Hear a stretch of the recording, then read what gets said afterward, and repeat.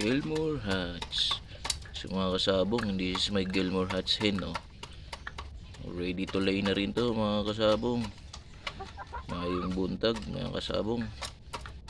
Na kini naman Gilmore Hatch crosses to my bloodline. So ito Tornado Hatch pero crosses po ni Milsim Black. Nindot man kayo. So this is not man hater, maayo mga Tornado Hatch di man hater katong Milsim Black perting isuga oy.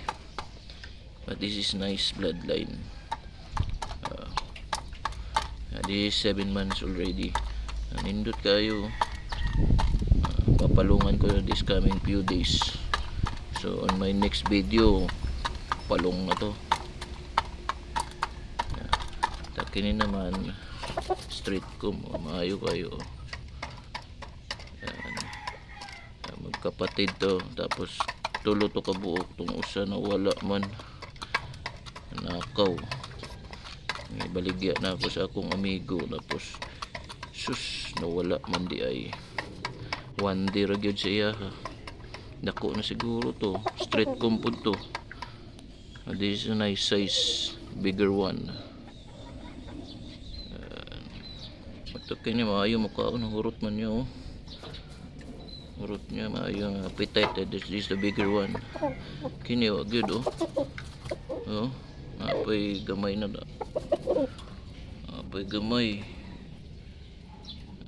Pero healthy man, pero vitamins ko to sila. So maura na. Pasyon na ako every morning. Napakaon hapon gabi pag abot na ko gikan trabaho kakaon po. This is nice. Passion ba? I'm not into gambling. Passion ra gyud. Mauna ako mga sunoy mo na babae na kuhin, oh. Pair na ako sila.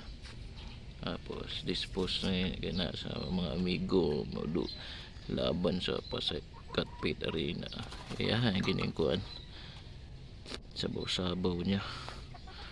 Na kini po daw. So that's it mga kasabong. Mayong buntag. Have a nice day and God bless us all.